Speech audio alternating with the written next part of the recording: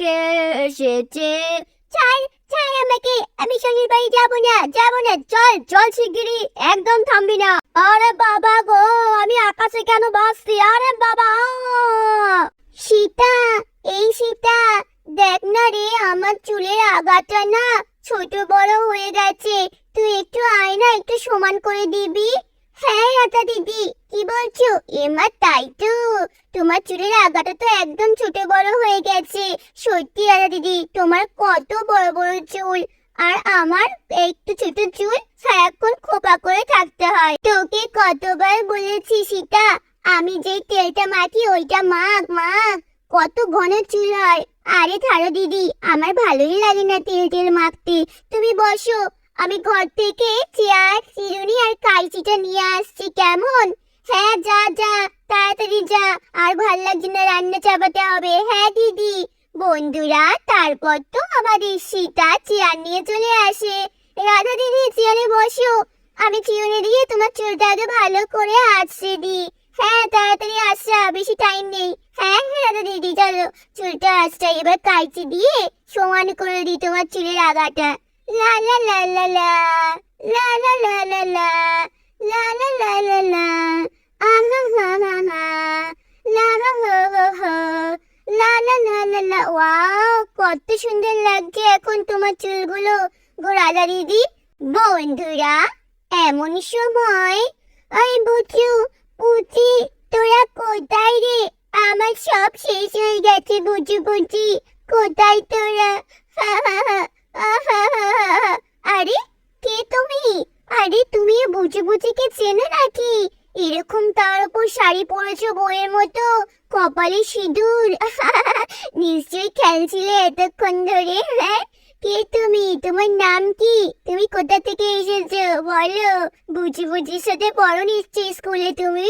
হ্যাঁ আন্টি, আমি বুচু আর পুচুর school friends, আমার নাম লালি। আমি একটু বুচু বুচির সঙ্গে কথা বলতে চাই। আরে কি হয়েছে লালি, তুমি এরকম কান্না কান্না করছো? আর প্লিজ আন্টি, তুমি আগে বুচু বুচিকে ডাক দাও। হ্যাঁ ঠিক আছে ডাক দিচ্ছি।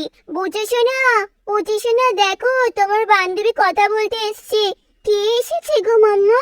আরে লালি, তুই এসছিস? কি অবস্থা হয়েছে রে তোর? কি অবস্থা? কে আসছে গো মাম্মা? ও মা লালি, তুই তুই এসছিস? বুঝে বুঝি শেষে গিয়ে আমার ঠাকুমা আমাকে ওই জোকার বুড়োর সঙ্গে বিয়ে দিয়ে দিল রে। আমি অনেক চেষ্টা করলাম, কিন্তু কিছুই হলো না।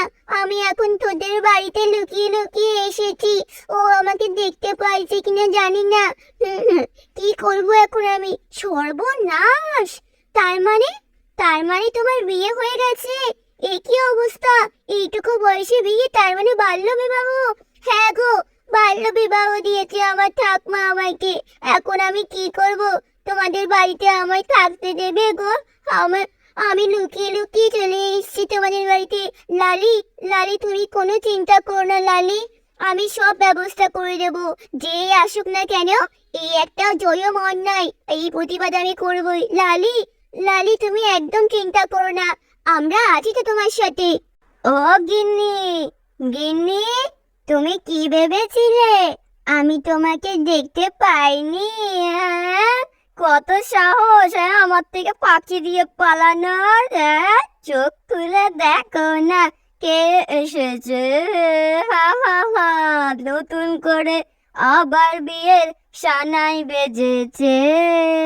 হা হা, তুলে নিয়ে যাব এখন তোমাকে শ্বশুর বাড়িতে। চলো চলো, এখানে দাঁড়িয়ে থেকে তো আর লাভ নেই, চলো এক্ষুনি তোমার শ্বশুর বাড়ি যেতে হবে। হ্যাঁ চলো। ছাড়ো, ছাড়ো আমাকে, আমি যাব না তোমার সঙ্গে, তুমি একটা দুষ্টু লোক, তোমার সাথে যাব না। আরে আমার গায়ে আবার কে হাত দিল? এই এই, তোর এত বড় সাহস হয় কি করে? তুই জানিস এই জোকার বুড়োকে কেউ না কেউ ভয় পায় এই গ্রামে? তোর এত সাহস হয় কি করে? তুই আমার গায়ে হাত দিচ্ছিস? কে তুই শুনি? আমি আমার বউকে নিয়ে যাব।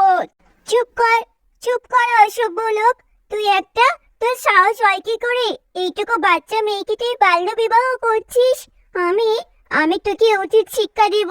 বাল্য বিবাহ করার পরিণাম কি হতে পারে আমি এক্ষুনি পুলিশকে ফোন করব, আর তোকে এখান থেকে সোজা ধরে নিয়ে চলে যাবে। তারপর দেখিস তোর কত ক্ষমতা। হ্যাঁ, আমি সীতা বলছি, ফোনটা নিয়ে আয় তো, ফোনটা নিয়ে আয়। এক্ষুনি পুলিশকে ফোন করি। এখানে এক্ষুনি একটা হেস্ত হোক। ইয়ে কি মজা! এক্ষুনি পুলিশকে ফোন দাও। খুব দুষ্টু এই লোকটা। বোকাই বুড়া, তুমি যাও এখান থেকে। আর কি রে? হ্যাঁ, এখন যদি আবার পুলিশকে খবর দেয়, এর আগেও তো আমি তিনখানা বাল্য বিবাহ করেছি, সবাই তো জেনে যাবে, তখন কি হবে রে? কি, না না, কোনো একটা ব্যবস্থা করতে হবে। আপনার কি কোনো লজ্জা শরম নেই নাকি? এইটুকু বাচ্চা মেয়েকে বিয়ে করলেন। আপনার এত বয়স হয়েছে, আপনি চাইলে অন্য কোনো বয়স্ক মেয়েকে বিয়ে করতে পারতেন, আমাদের কোনো আপত্তি থাকতো না। কিন্তু আপনি বাল্য বিবাহ করেছেন। আমি এক্ষুনি পুলিশকে খবর দেব। এই নে রাধা, ফোনটা ধর, কল দে পুলিশকে। এক্ষুনি কল দিয়ে সবকিছু বল, অ্যাড্রেসটা বল, এক্ষুনি এসে ধরে নিয়ে যাক ওদেরকে। হ্যাঁ রে, এক্ষুনি ফোন করছি। আরে না না, এ কি রে বাবা, এখন যদি পুলিশকে ফোন দেয় তাহলে তো আমরা 12টা বেজে যাবে, এক্ষুনি আটকাতে হবে। না না, না না, পুলিশকে ফোন দিও না গো, পুলিশকে ফোন দিও না। আমি আমি আমি আমি আর এরকম করব না, এরকম করব না। তোমরা পুলিশকে ফোন দিও না, তোমাদের পায়ে পড়ছি। আমি এর জন্য দায়ী না, এর জন্য দায়ী হচ্ছে ওই লালির ঠাকুমা। লালির ঠাকুমাই হচ্ছে বারবার এরকম ভাবে বলে ওই লালি বাচ্চা মেয়েদেরকে বাল্য বিবাহ দেয়।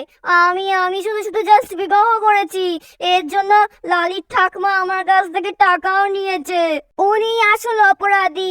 আমাকে আপনারা ছেড়ে দিন, পুলিশকে ফোন দেবেন না, ওনাকে ওনাকে শাস্তি দিন। আমি আর কোনোদিনও বাল্য বিবাহ করব না, আমি কথা দিচ্ছি। বন্ধুরা, একটু বাদে লালির ঠাকমাও চলে আসে বুচু পুচুদের বাড়িতে। বাবা, এখানে এসে লুকিয়েছিস? হ্যাঁ, তুই কি ভাবলি তোর এই ঠাকমা টের পাবে না?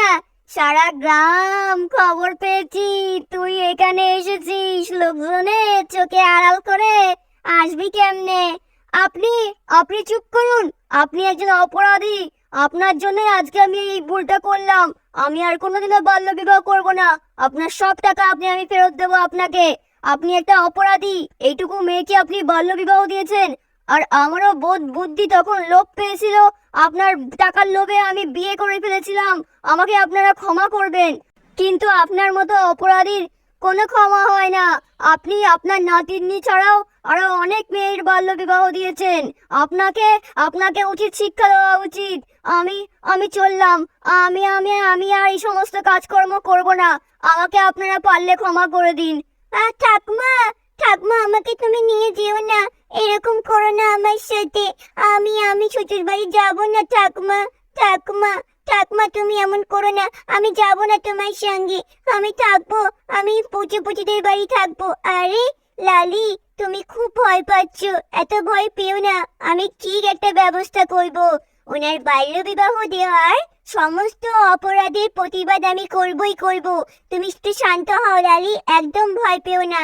আচ্ছা আচ্ছা রাধা আন্টি, আমি আমি ঠিক আছে। হ্যাঁ হ্যাঁ। বন্ধুরা, তারপর তো এই ওপর থেকে আমাদের মুন্নি সমস্ত ঘটনাটা দেখতে থাকে। আর মুন্নিকে তো কেউ দেখতে পারে না, শুধু বুঝে বুঝে ছাড়া। তোমরা তো সেটা আগেই জেনেছো। আরে এই ব্যাপার, ছোট্ট শিশুদেরকে বাল্য বিবাহ দেওয়া হচ্ছে। তোমাকে তো একটা উচিত শিক্ষা দিতেই হবে। আরে কি বলেন আপনারা, বাল্য বিবাহ কোনো অপরাধ নাকি? কি বললি তুই? অপরাধ না? তোকে দাঁড়া, এবার মজা দেখাচ্ছি। আরে আরে আমার পাটা এরকম করে টানছে কে? আরে আরে আমি উপর দিকে উঠছি কি করে? এ কি গো, এ কি? আমি বাসছি কি করে? আরে কে আমার ধরে টানছে? আরে আরে আরে আরে বাবারে, আমি তো ভেসে যাচ্ছি। ও মা গো, আমার কোমরটা তো একেবারেই গেল গো। কে আমাকে উপরে তুলে এইভাবে আছাড় মারলো? হায় হায়। বন্ধুরা, এখানে তো আমাদের রাধা, সীতা, লালি তিনজনাই ভীষণ অবাক হয়ে যায় যে কি করে লালির ঠাকমা এরকম ওপর থেকে উঠে নিচে নেমে পড়লো। আরে এটা কি করে হলো? ঠাকুমা কি করে হলো এটা? আরে দেখ বুঝি ঠিক হয়েছে ঠিক হয়েছে। আরে আমি আর এরকম করব না। আমাকে আমাকে ভগবান শাস্তি দিয়েছে। আমি আর এই কাজ করব না। আমাকে তোমরা ক্ষমা করে দাও।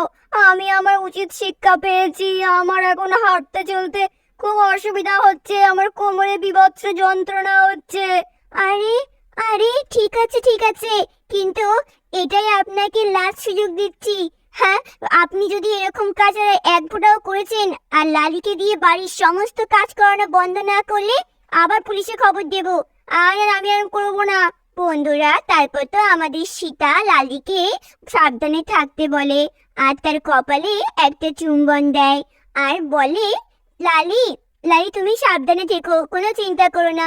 চল লালি, লালি আমাকে আমাকে তুই ক্ষমা করে দে মা, আমি উচিত শিক্ষা পেয়েছি।